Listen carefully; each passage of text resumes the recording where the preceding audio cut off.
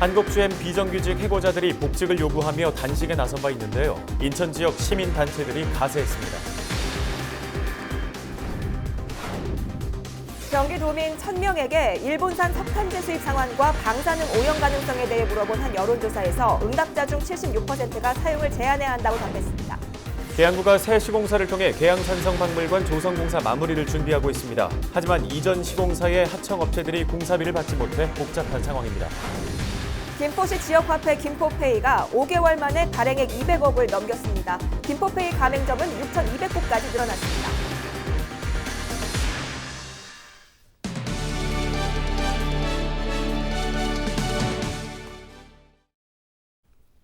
시청자 여러분, 안녕하십니까? 헬로티비 뉴스 시작합니다. 한국GM의 비정규직 해고자들이 복직을 요구하며 단식, 고공농성에 들어갔죠. 이들을 향한 지역 시민사회의 지지가 이어지고 있습니다. 이인화 민주노총 인천본부장도 해고자들의 복직을 촉구하며 무기한 단식 농성에 동참했습니다. 이재필 기자가 보도합니다. 한국GM 부평공장 정문 앞에 또 하나의 천막이 들어섰습니다. 민주노총에서 마련한 공간. 이인화 민주노총 인천본부장은 1일부터 이곳에서 무기한 단식 농성을 시작했습니다. 단식 농성의 이유는 단 하나. 한국GM 비정규직 해고자들의 복직입니다.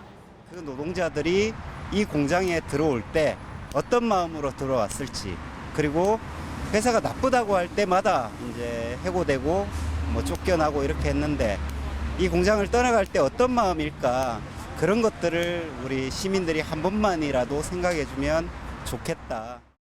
복직을 희망하는 한국GM 비정규직 해고자는 모두 46명. 이들은 지난 8월 25일 한국GM 정문 앞에서 단식 고공농성에 들어갔습니다. 한국GM이 부평 2공장을 2교대로 확대할 것으로 알려지면서 해고자의 복직을 기대할 수 있게 된 상황. 하지만 단식 농성을 벌이던 해직자들은 단식 26일 만에 건강 이상으로 병원에 입원했습니다. 인천 지역 시민사회단체도 이들을 대신해 돌아가며 단식 농성에 동참하고 있습니다. 집중적으로 꼭 이 시기에 다시 이제 그 시설이 확장되고 있는 이 시기엔 해고자들이 우선적으로 복직될 수 있도록, 그런 비정규직 노동자들이, 조합원들이 복직될 수 있도록 하기 위해서 함께 힘을 모으기로 했었고, 노동부는 이미 한국GM의 비정규직 노동자들을 불법 파견으로 규정하고 이들을 정규직으로 고용할 것을 한국GM 측에 명령한 상황. 하지만 한국GM은 이를 받아들이지 않고 있습니다. 비정규직 해고자들은 단식 농성을 벌일 수밖에 없는 현실이 참담하다고 강조했습니다. 복귀를 끊고 병원에 실려가고 자연재해에 맞서서 저렇게 투쟁할 수밖에 없는 현실. 이런데도 불구하고 그 사용자들은 자신의 이익만을 위해서는 노동자의 목숨증이야 그냥 외면하고 마는 이런 현실이 너무나도 안타깝다고 다시 한번 말씀드립니다. 한국GM 측은 비정규직 해고자에 대한 구체적인 입장을 아직까지 밝히지 않고 있습니다. 헬로티비 뉴스 이재필입니다. 인천시 공론화위원회가 친환경 자체 매립지 조성을 제1호 안건으로 정했습니다. 시 공론화위원회는 1일 회의를 열고 출석위원 전원 합의로 이를 가결했는데요. 박남춘 인천시장은 자체 매립지 조성은 시민들의 공감대 형성이 중요하다며 절차 과정부터 입지 선정까지 투명하고 공정한 수의 과정이 필요하다고 강조했습니다. 시 공론화위원회는 주민 의견 수렴 등의 절차를 거쳐 결과를 도출할 예정입니다. 인천시는 오는 2025년 수도권 매립지의 사용 종료를 앞두고 있습니다. 지난달 계양산성박물관이 새 시공사를 찾으면서 중단됐던 공사가 다시 시작된다는 소식 전해드렸는데요. 하지만 이전 시공사의 부실로 피해를 입게 된 하청업체들은 여전히 발만 동동 구르고 있습니다. 이정하 기자가 취재했습니다. 수개월째 멈췄던 계양산성박물관의 공사가 다시 시작됐습니다. 이대로라면 올해 말 마무리를 앞둔 시점. 2년 전 처음 공사에 참여했던 한 하청업체는 최근 계양구로부터 현장에 남아있는 중장비 등을 모두 치워달라는 통보를 받았습니다. 하청업체로선 야속한 마음부터 듭니다. 저희가 여기만 바라보고 계속 일을 못하고 있는 상황은 아니잖아요. 다른 데서 지금 일을 하고 있는데 무턱대고 일주일 딱 겨우 일주일 주고 와서 빼라. 그냥 임의대로 빼버린 거예요, 지금. 이들은 공사 대금조차 제대로 지급받지 못한 상황. 계양구는 기존 시공사가 최종 계약 기간을 지키지 못하자 결국 지난 4월 계약을 해지했습니다. 해당 시공사가 계양구로부터 받은 기성금 일부를 업체들에 제때 지급하지 않으면서 문제가 불거진 겁니다. 시행사를 관리 감독을 해야 되잖아요. 2년 넘게 문제가 계속 있었음에도 불구하고 초창기부터 문제가 있었음에도 불구하고 관리 감독이 하나도 안 된 게 속상하고요. 대금을 받지 못한 하청업체는 20여 곳, 밀린 대금만 7억 원에 달합니다.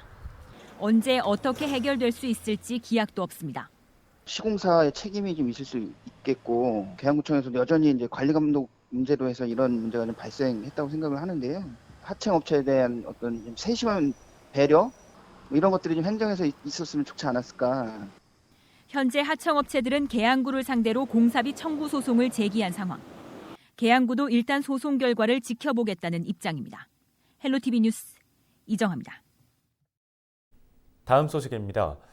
경기 도민 대부분이 방사능 오염 가능성이 있는 일본산 석탄재 사용을 반대한 것으로 조사됐습니다. 특히 90%가 넘는 도민들은 방사능과 중금속 검사를 강화해야 한다고 밝혀 환경 안전 관리에 대한 필요성이 제기됐습니다. 김호 기자입니다. 경기도민 1000명을 대상으로 일본산 석탄재 등 폐기물 수입 상황에 대한 심각성을 아느냐고 물어봤습니다. 84%가 심각하다고 답했고 이 가운데 60%는 매우 심각하다고 응답했습니다. 심각하지 않다고 답변한 것은 13%에 그쳤습니다. 일본산 석탄재 수입 시 조건부로 허가해야 한다는 질문에 73%가 바람직하다고 답했고 이 가운데 51%가 매우 그렇다라고 답했습니다. 바람직하지 않다는 의견은 20%에 그쳤습니다. 일본산 석탄재를 국내 시멘트 회사들이 사용하는 것에 대해 지자체가 나서서 제한해야 한다는 질문에는 76%가 방사능에 오염된 석탄재일 수 있으므로 제한하는 것이 바람직하다고 답했습니다. 21%는 원료비 절감을 위해 사용을 제한하는 것은 바람직하지 않다고 응답했습니다. 일본산 폐기물에 대한 환경안전 관리를 강화해야 되냐는 질문에는 무려 93%가 필요하다고 답했으며 이 가운데 73%는 매우 필요하다고 응답했습니다. 일본산 석탄재 사용을 제한하는 방안에 대해서는 38%가 국내산 사용을 높여야 한다고 답했고 23%는 시멘트 품질 등급제 도입을 요구했습니다. 또 일본산 석탄재 수입을 전면 금지해야 한다고 답한 도민도 16%에 달했으며 유해성 기준을 높이거나 일본산 석탄재를 사용한 시멘트 사용을 제한하는 방안도 제시했습니다. 이 밖에 일본산 시멘트 수입 사실을 사전에 인지했는지에 대해서는 63%가 몰랐다고 답했으며 경기도의 대응 계획에 대해서는 83%가 적절하다고 응답했습니다. 이번 조사는 주식회사 K-스텐 리서치가 지난 9월 21일 만 19세 이상 경기도민 1000명을 대상으로 전화 면접 조사 방식으로 실시했으며 95% 신뢰 수준의 표본 오차는 플러스 마이너스 3.1%포인트입니다. 헬로티비 뉴스 김호입니다. 아프리카 돼지열병으로 지금까지 경기도 내에서 5만 5천 두의 돼지가 살처분된 것으로 집계됐습니다. 경기도는 지금까지 아프리카 돼지열병이 파주 2건, 연천 1건, 김포 1건 등 모두 4건이 발생했으며 인천 강화를 포함하면 9건이라고 밝혔습니다. 돼지열병 발생으로 연천 4개 농가 10,000여 두, 김포 4개 농가 4,000여 두, 파주 19개 농가 40,000여 두 등 모두 5만 5천여 두의 돼지가 살처분됐습니다. 경기도는 추가 발병을 막기 위해 농장 출입자와 차량에 대해 24시간 소독을 실시하는 등 방역을 강화하고 있습니다. 김포시의 지역화폐 김포페이가 5달 만에 발행액 200억 원을 넘겼습니다. 김포페이는 지난 4월 출시 이후 석 달 만인 지난 6월 말 발행액 65억 원을 돌파했고 이어 9월 말 발행액 200억 원을 넘겼습니다. 또 도입 초기 1,000개 미만이었던 김포페이 가맹점은 6,200곳까지 늘어났습니다. 한편 김포시는 김포페이 발행을 기념해 3개월 동안 할인율 10%를 적용했지만 발행액이 급증하면서 이후 할인율을 6%로 적용해 왔습니다. 김포시가 문수산성 성벽 발굴 조사에 들어갑니다. 김포시는 김포시 월곶면에 위치한 문수산성 문화재구역 가운데 서측 성벽 1,250제곱미터 구간에서 정밀 발굴 조사를 실시합니다. 이번 조사는 지난 2016년 문화재청과 김포시의 문화재 시굴조사에서 확인한 성벽 시설들의 잔존 상태를 점검하고 문수산성 복원에 활용하기 위해 진행됩니다. 김포시는 이번 발굴조사 성과를 학술자문회의와 현장 공개를 통해 시민들과 공유할 예정입니다. 김포시가 이달부터 맞춤형 7번 버스 출발점을 연장하고 차량 운행 대수를 늘립니다. 김포 맞춤형 7번은 하성면에서 출발해 김포 한강신도시를 지나 김포 보건소까지 오가는 노선인데요. 당초 하성면이 출발점이었지만 10월부터는 월곶면으로 연장 운행하면서 월곶면 귀전리와 계곡리, 고막리 일대 교통벽지 주민들도 버스를 이용할 수 있게 됐습니다. 또 차량 대수도 2대 더 늘려 넉 대 운행하면서 하루 24회, 평균 25분 배차로 버스를 이용할 수 있습니다.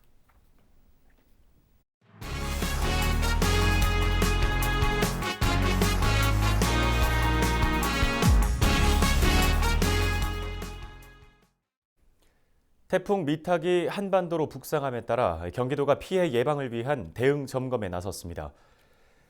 김의겸 행정부지사는 31개 시군 부단체장과 영상회의를 갖고 태풍 북상에 따른 피해 예방 상황을 점검했습니다. 김 부지사는 태풍 링링이 지나간 지 얼마 되지 않아 시설물을 중심으로 안전조치가 느슨해질 수 있다며 매뉴얼을 통해 철저히 대응할 것을 당부했습니다. 특히 비닐하우스 등 농업시설물과 양식장 등 해양수산 피해물에 대한 사전 점검을 철저히 하고 위험한 간판과 현수막 등에 대한 점검을 당부했습니다. 경기도가 지방세 고액 체납자에 대한 출금 금지를 법무부에 요청했습니다. 경기도는 5천만 원 이상 체납자 4,700여 명 가운데 세금 납부 회피 우려가 있는 115명에 대해 출금 금지를 요청했습니다. 도는 체납자를 대상으로 외화거래 내역과 국외 출입국 사실에 대한 조사를 통해 실제 체납 주소지 등을 파악해 출금 금지 요청 명단을 확정했다고 밝혔습니다. 출금 금지가 요청된 115명은 법무부 장관의 심사를 거쳐 최대 6개월간 출금 금지 조치를 받게 됩니다. 오는 4일 부산에서 개막하는 전국 기능경기대회에 출전할 경기도 선수단의 출전식이 열렸습니다. 경기도 북부청사에서 열린 출전식에는 이화순 행정 2부지사를 비롯해 선수단과 지도교사 등이 참석했습니다. 경기도는 이번 대회에 자동차 정비 등 49개 종목 156명의 선수가 출전해 종합 우승 달성을 목표로 하고 있습니다. 오는 4일부터 11일까지 부산 백스코 등 부산 지역 6개 경기장에서 분산 개최되는 이번 대회에는 전국 1,800여 명의 선수가 참가해 50개 직종에서 기량을 겨룹니다. 인천시가 1일 인천시청 대회의실에서 원도심 디자인 명소화 사업 실행계획 보고회를 개최했습니다. 보고서는 2022년까지 원도심 곳곳에 야간 명소를 조성하는 내용을 담고 있는데요. 시는 지난 3월부터 TF팀을 구성해 야간 경관 명소 개발과 원도심 디자인 마을 조성 등 16개 사업을 발굴했습니다. 시는 사업의 원활한 추진을 위해 한국도로공사 등 외부 기관과도 긴밀한 협조를 추진할 계획입니다.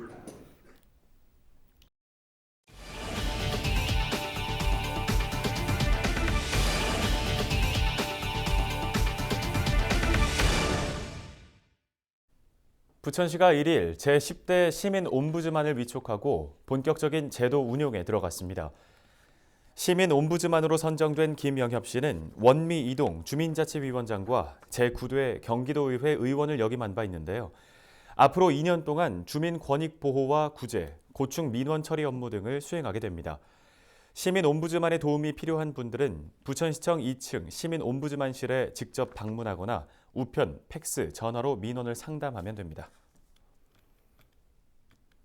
부천시가 전국 노인 일자리 사업 평가대회에서 처음으로 지자체 분야 최우수 기관 표창을 받았습니다. 보건복지부는 매년 전국 지자체와 노인 일자리 수행기관을 대상으로 노인 일자리 사업 운영 전반을 평가해 시상을 하고 있는데요. 특히 이번 대회에서는 부천시의 노인 일자리 수행기관인 부천 시니어 클럽과 실버 인력뱅크도 수행기관 분야 우수상을 받아 의미를 더했습니다. 부천시는 올해 10개의 노인 일자리 수행기관을 중심으로 96개의 사업에서 4,737명의 어르신들에게 일자리를 제공하고 있습니다. 부평구가 1일 구민의 날을 맞아 2019년도 구정발정 유공자 시상식을 개최했습니다. 이날 시상식에서는 구민상 등 59명이 수상의 영예를 안았는데요. 차준택 부평구청장은 구정 발전을 위해 헌신해온 수상자들께 감사드린다며 주민과 함께 부평의 새로운 10년을 열어가겠다고 말했습니다.